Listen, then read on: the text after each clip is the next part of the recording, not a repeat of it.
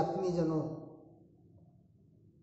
माताओं, बहनों और भाइयों, प्रातः काल में विजय बहादुर सिंह का प्यार भरा नमस्कार स्वीकार हो। प्रातः काल में भगवत चर्चा का विषय एक ऐसा विषय होता है जो अंतःकरण, मन, बुद्धि को पूरी तरह से शुद्ध कर देता है।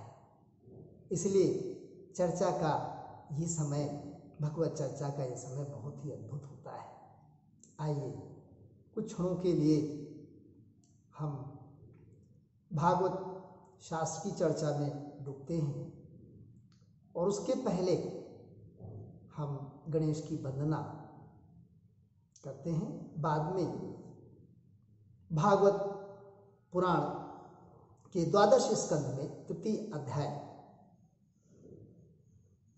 में हम कुछ चर्चा करेंगे। आइए।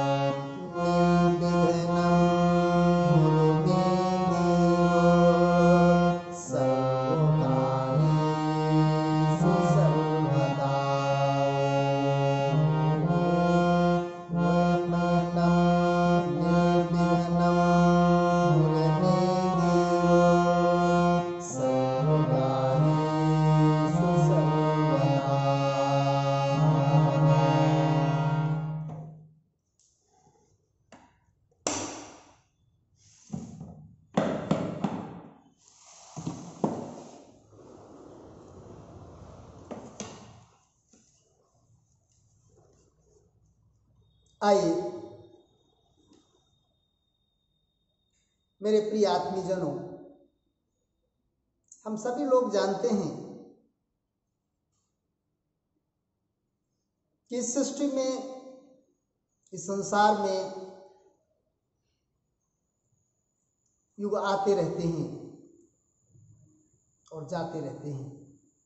ये भी पता है 4 युग होते हैं: सतयुग, त्रेता युग, द्वापर युग और कलयुग। युग समय का विभाजन है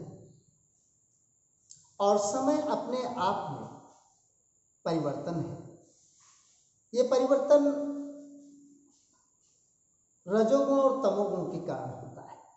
प्रकृति की हर वस्तु, जितनी भी 5 भौतिक जगत में वस्तुएं हैं, ये अपने स्वभाव को परिवर्तित करती रहती हैं। मानव समाज में भी देखा जाता है कि इन युगों के साथ साथ धर्म, अर्थ, काम और मोक्ष में भी परिवर्तन होता रहता है।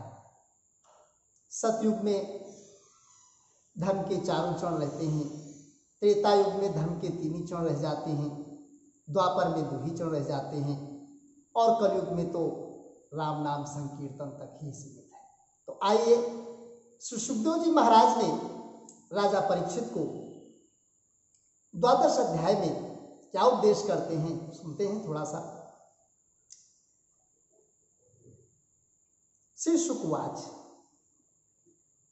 दृष्ट्वात्मनि जये व्यग्रान नपानः सति भूरियम् अहो मां विजिगिषन्ते मृत्योः क्रीडनकानपा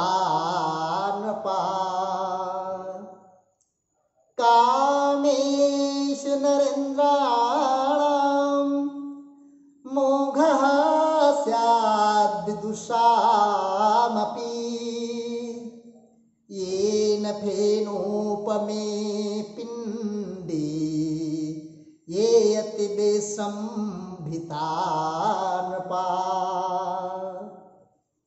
श्री सुखदेव जी कहते हैं, हे परीक्षित, जब पृथ्वी देखती है कि राजा लोग मुझ पर विजय प्राप्त करने के लिए उतावले हो रहे हैं, तब वो हंसने लगती है और कहती है, कितने आश्चर्य की बात है कि ये राजा लोग जो स्वयं मौत के खिलौने हैं, मुझे जीतना चाहते हैं। राजाओं से बात छिपी नहीं कि वे एक न एक दिन मर जाएंगे, फिर भी वे व्यर्थ में ही मुझे जीतने की कामना करते हैं। सचमुच इस कामना से अंधे होने के कारण ही वे पानी के बुलबुले के समान क्षण भंगुर शरीर पर विश्वास कर बैठते हैं और धोखा खा जाते हैं। पूर्वं निर्जित्य षड्वर्गं जिष्यामो राजमंत्रिणा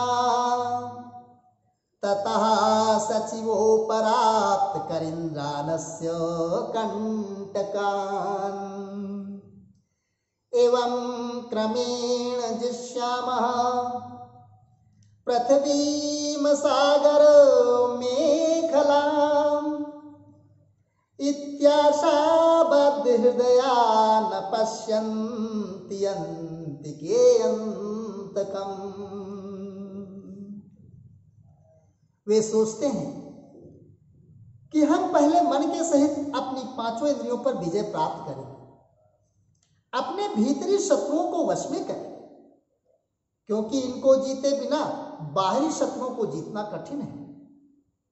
उसके बाद अपने शत्रु के मंत्रियों, अमात्यों, नागरिकों, नेताओं और समस्त सेना को भी वश में कर लेंगे। जो भी हमारे विजय मार्ग में कांटा बोएगा, हम उसे अवश्य जीत लेंगे। इस प्रकार धीरे धीरे क्रम से सारी पृथ्वी हमारे अधीन हो जाएगी और फिर तो समुद्र ही हमारे राज की खाई का काम करेगा। इस प्रकार वे अपने मन में अनेकों आशाएं बांध लेते हैं और उन्हें ये बात बिल्कुल नहीं सोचती कि उनके सिर पर काल सवार है। समुद्रावरणां जित्वा मां विशन्ति अब्धिं मोजसा कियदात्मजयस्यैतन्मुक्तिरात्मजये फलम् यां विसृज्यैव मनवस्तस्तु सा कुरुद्वः गता यथा गतं युद्धे तां मां जिष्यन्ति अबुद्धयः मत्कृते पितृपुत्राणां भ्रातॄणां चापि विग्रहा जायते यशतां राज्ये ममताबद्ध चेतसाम्। यहीं तक नहीं, जब एक द्वीप उनके वश में हो जाता है तब वे दूसरे द्वीप पर विजय प्राप्त करने के लिए बड़ी शक्ति उत्साह के साथ समुद्र यात्रा करते हैं। अपने मन को, इंद्रियों को वश में करके लोग मुक्ति प्राप्त करते हैं, परंतु ये लोग उनको वश में करके भी थोड़ा सा भूभाग ही प्राप्त करते हैं। इतने परिश्रम और आत्म संयम का ये कितना तुच्छ फल है। हे परीक्षित, पृथ्वी कहती है कि बड़े बड़े मनु और उनके वीर पुत्र मुझे ज्यों की त्यों छोड़कर जहां से आए थे वहीं खाली हाथ लौट गए, मुझे अपने साथ ले न जा सके। अब ये मूर्ख राजा मुझे युद्ध में जीतकर वश में करना चाहते हैं। जिनके चित्त में ये बात दृढ़मूल हो गई कि ये पृथ्वी मेरी है, उन दुष्टों के राज्य में मेरे लिए पिता पुत्र और भाई भाई भी आपस में लड़ बैठते हैं। ममैवेयं मही कृत्स्ना नति मूढ़ेति वादिनः स्पर्धमाना मिथो घ्नन्ति म्रियतिन्मत कृते नृपा पृथुः पुरुर्वा गाधिर्न नहुषो भरतो अर्जुनः मां धाता सगरो रामः खट्वांगो धुंधुहार भू। वे परस्पर इस प्रकार कहते हैं कि ओ मूढ़, ये सारी पृथ्वी तो मेरी है, तेरी नहीं। इस प्रकार राजा लोग एक दूसरे को कहते सुनते हैं, एक दूसरे से स्पर्धा करते हैं, मेरे लिए एक दूसरे को मारते हैं और स्वयं मर मिटते हैं। पृथु, पुरर्वा, गाधी, नहुष, भरत, सहस्त्रबाहु, अर्जुन, मानधाता, सागर, राम, खड़वांग, धुंधुमार, रघु, तृणबिंदुर्यातिश्चु शरयाति शतनुर्गयः भगीरथः कुवलयाश्वः ककुत्स्थो नैषधो नगः हिरण्यकशिपुर्पुत्रो रावणो लोक रावणः नमुचिः शंबरो भौमो हिरणाक्षोऽथ तारकः। कुकुत्स, नल, नृग, हिरण्यकश्यप, वृत्रासुर, लोकद्रोही रावण, नमुची, शंबर, भौमासुर, हिरणाक्ष और तारकासुर तथा और बहुत से दैत्य एवं शक्तिशाली नरपति हो गए। ये सब लोग सब कुछ समझते थे, शूर थे, सभी ने दिग्विजय में दूसरों को हरा दिया, किंतु दूसरे लोग इन्हें न जीत सके, परंतु सबके सब मृत्यु के ग्रास बन गए। अन्ये च बहवो दैत्या राजानो ये महेश्वरा सर्वे सर्वविदः शूरा सर्वे सर्वजितो अजिता ममतां मयि वर्तन्तु कृत्योर्चैर्मर्त्यो धर्मिणः कथावशेषाः कालेनो हि कृतार्थाः ता विभो। हे राजन, उन्होंने अपने पूरे अंतःकरण से मुझसे ममता की ओर समझा कि ये पृथ्वी मेरी है, परंतु विकराल काल ने उनकी लालसा पूरी होने नहीं। अब उनके बल, पौरुष और शरीर आदि का तो कुछ पता ही नहीं है, केवल उनकी कहानी मात्र शेष रह गई है। कथाइमास्ते कथिता महीयसाम विताय लोकेषु यशः परेयुषाम विज्ञान वैराग विवक्षया विभू वचो विभूतेर्न तो पारमार्थ्यम। हे परीक्षित, संसार में बड़े बड़े प्रतापी और महान पुरुष हुए हैं, वे लोकों में अपने यश का विस्तार करके यहां से चले गए। मैंने तुम्हें ज्ञान और वैराग्य का उपदेश करने के लिए उनकी कथा सुनाई है। ये सब वाणी का विलास मात्र है, इनमें पारमार्थिक सत्य कुछ भी नहीं है। वस्तुतः बंधु ये संसार शब्द मात्र है, शब्द का मकड़ जाल है। भगवान यस्तु तमश्लोक गुणानुवादः संगीयते भीक्षणं मंगलघ्नः तमेव नित्यं शृणुयादभीक्षणम् कृष्णे मलां भक्तिं भीपसाना। भगवान श्री कृष्ण का गुणानुवाद समस्त अमंगलों का नाश करने वाला है। बड़े बड़े महात्मा उसी का गान करते रहते हैं।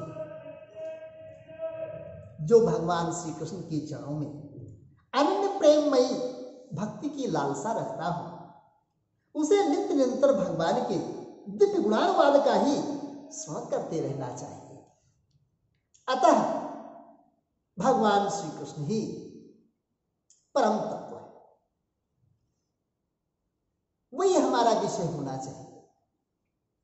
राजोवाच, राजा परीक्षित कहते हैं, केनोपायेन भगवन् कलिर्दोषान् कलो जना विधिनिष्यन्ति उपचितास्तन में ब्रूहि यथा मुने। युगान युगधर्माश्च वारं प्रलय कल्पयो कालस्यैश्वरूपस्य गतिं विष्णोर्महात्मनः। राजा परीक्षित ने पूछा, भगवान मुझे तो कलयुग में राशि राशि दोष ही दिखाई देते हैं। उस समय लोग किस उपाय से उन दोषों का नाश करेंगे? इसके अतिरिक्त युगों का स्वरूप, उनके धर्म, कल्प की स्थिति और प्रलय काल के मान एवं सर्वव्यापक सर्वशक्तिमान भगवान के काल रूप का भी यथावत वर्णन कीजिए। श्री सुखवाच, श्री सुखदेव जी महाराज कहते हैं,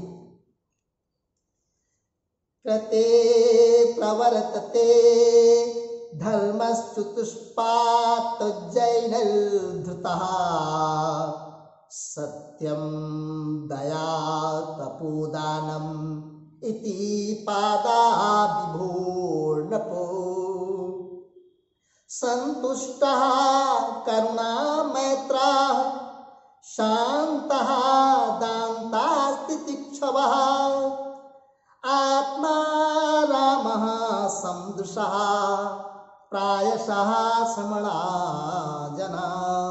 श्री सुखदेव जी कहते हैं, हे परीक्षित, सत्युग में धर्म के 4 चरण होते हैं। वे चरण हैं सत्य, दया, तप और दान।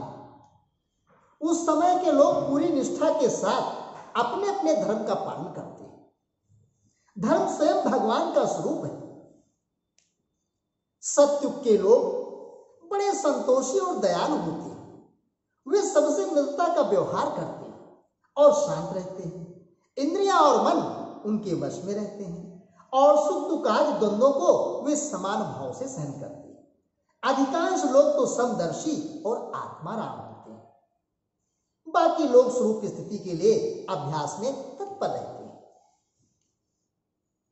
ये सत्युग के धर्म के लक्षण हैं। हे परीक्षित,